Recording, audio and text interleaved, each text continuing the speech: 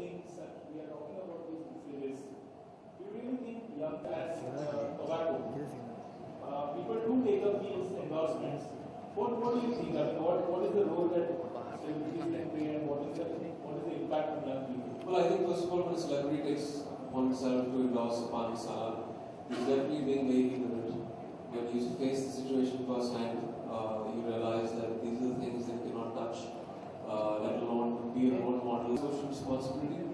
But where is the ignorance? How do you kind of correct that? Because till my son didn't have cancer, I didn't realize most of the hurdles that I had to cross in that situation. There, for example, cancer is do that. You get down to actually making, huge lifestyle changes. For example, sleeping, handling stress, your diet. A lot of dietary things that are promoted by celebrities, we still don't know that is harmful. Kerala has started a very good thing, fat tax, which has been started, which I tweeted yesterday and felt that it should be inculcated in all states. And as far as cigarette smoking, as far as smoking goes, I feel if you're taxing, it should be banned. We treat and we move on. Yeah, like Dr. Bhargava was very clear in telling, every day in the newspaper should come, not only on the cancer day.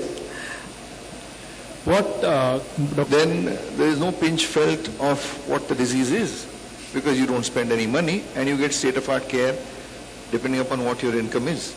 It can be free of charge for somebody who is BPL, for some small amount of money, essentially without feeling pinch.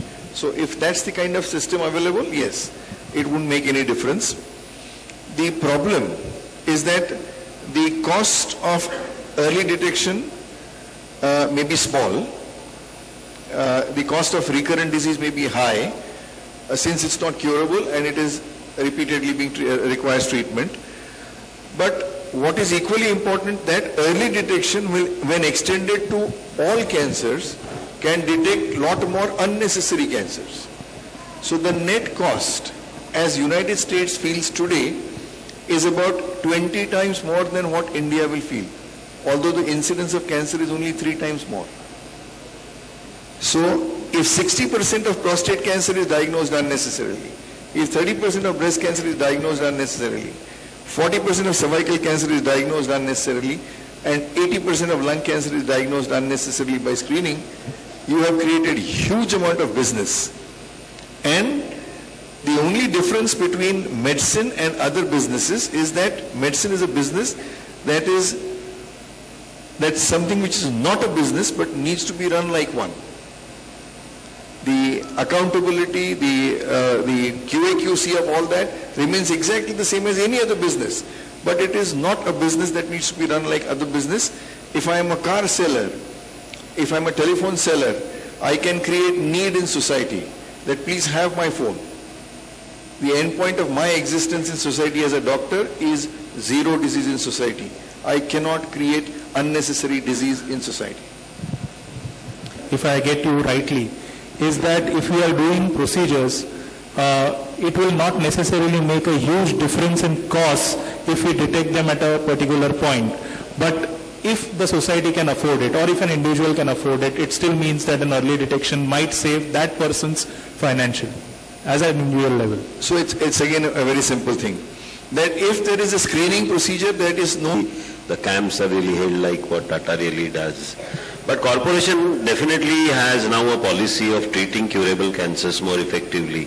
For example, now we have trying to have one full center for pediatric cancers coming up in the suburbs like Borivali, and that's all going to be a 130-bedded pediatric cancer center because the results are really good.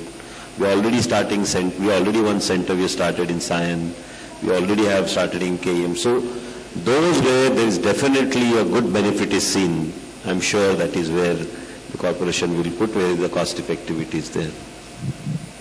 But get treated also. So what is the plan? You have been a member and advisor to so many government committees, cost and good cancer care delivery in India. So I'll just start with Dr. Bhargava.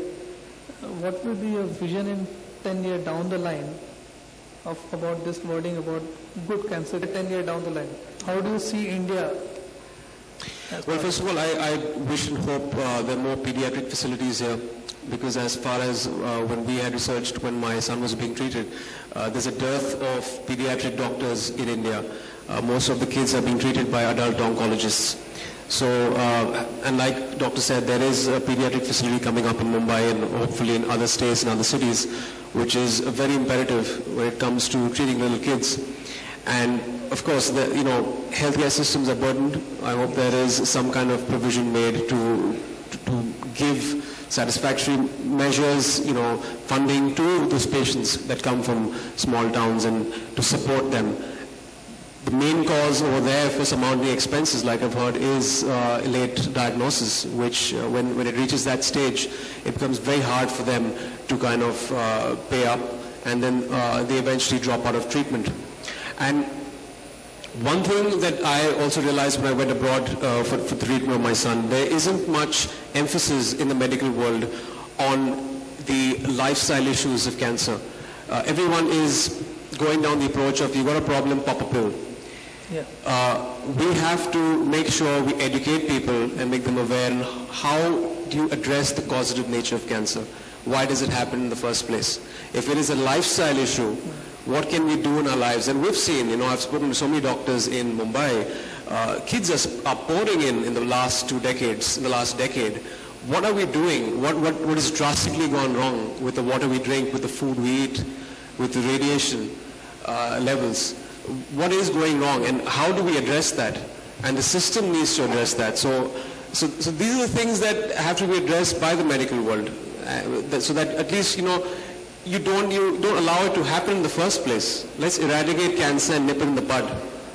Instead of course, treatment options are very, very important, but let's make sure you at least bring in that awareness. Then, of course, if people know that smoking a cigarette will give them cancer and they choose to do it, then, they're puffing their life away.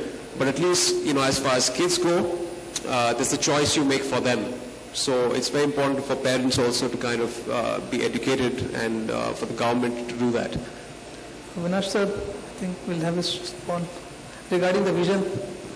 I think